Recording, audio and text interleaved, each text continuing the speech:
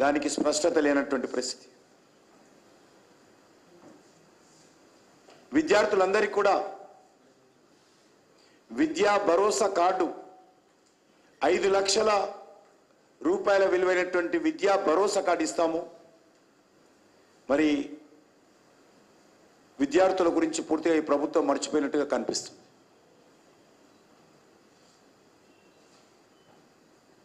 పెన్షన్లన్నీ కూడా 4,000కు పెంచుతాము.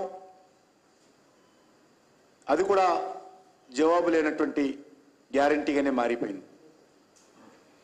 పాల ఉత్పత్తిదారులైనటువంటి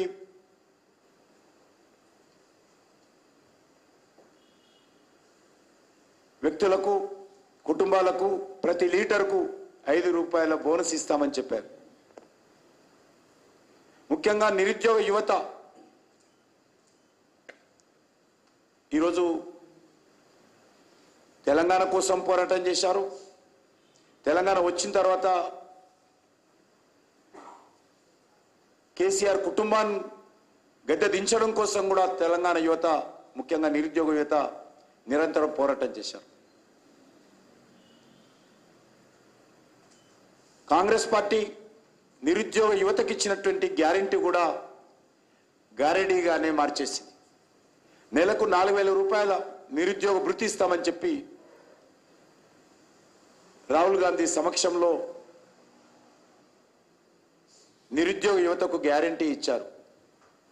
కానీ ఆ గ్యారెంటీ మీద కూడా నిరుద్యోగ యువతకు వెన్నుపోటు పొడిచింది ఈ ప్రభుత్వం 100 రోజులుగా.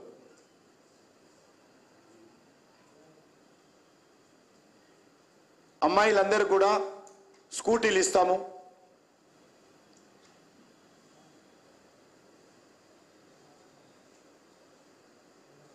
మహిళలకు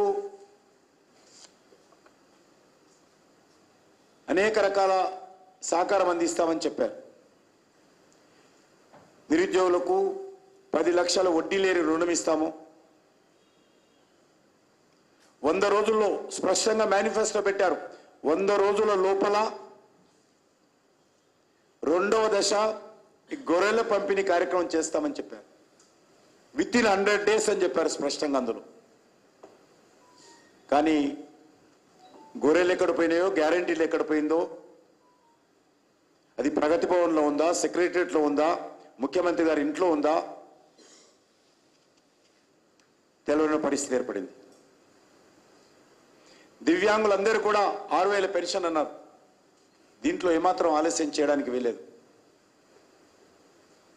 అన్నిటికంటే ముఖ్యమైనటువంటి సమస్య ఈరోజు ఏ బస్తీకి వెళ్ళినా, ఏ వాడకి వెళ్ళినా అడుగుతున్నటువంటి సమస్య రేషన్ కార్డు. రేషన్ కార్డులు ఎప్పుడు ఇస్తారు?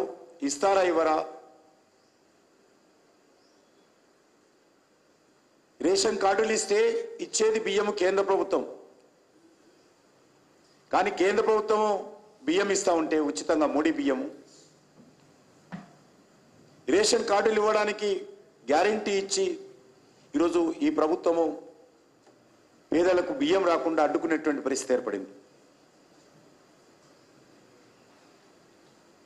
నేను ఇంతకుముందు చెప్పినట్టు 57 సంవత్సరాలు దాటినటువంటి వాళ్ళందరికీ కూడా వాళ్ళ కుటుంబంలో ప్రభుత్వ ఉద్యోగం చేసినప్పటికీ 4,000 పెన్షన్ ఇస్తానని చెప్పాడు. గవర్నమెంట్ ఎంప్లాయీస్కి సంబంధించినటువంటి సభ్యులు కూడా ఆ ఫ్యామిలీలో ఉన్నప్పటికీ కూడా అబోవ్ 57 years ఉన్నటువంటి వాళ్ళందరూ కూడా 4,000 పెన్షన్ ఇస్తామని చెప్పారు. దేవాలయాలకు 12,000 రూపాయలు ప్రతి నెల ఇస్తామని చెప్పారు. ఈ రకంగా అనేక రకాల గ్యారంటీలు కాంగ్రెస్ పార్టీ ఇచ్చి ప్రజలను మభ్యపెట్టి ఈరోజు తెలంగాణ సమాజానికి, తెలంగాణ ప్రజలకు వెన్నుపోటు పొడిచింది. అందుకే ఈరోజు తెలంగాణ సమాజము, తెలంగాణ ప్రజలు కాంగ్రెస్ పార్టీని ప్రశ్నిస్తున్నారు.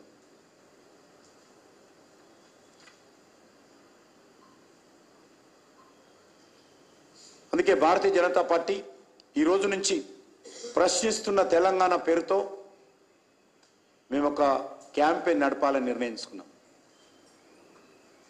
ప్రజలను చైతన్యం చేసేటువంటి కార్యక్రమం, ఎవరైతే న్యాయంగా ఈ గ్యారంటీలు అమలు జరిగితే లబ్ధి పొందుతారో ప్రజలు, వాళ్ళందరినీ కలిసేటువంటి కార్యక్రమం చేపట్టబోతా ఉన్నాం.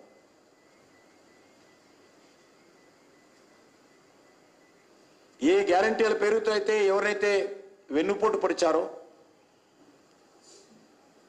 ఎవరికైతే మోసం చేశారో,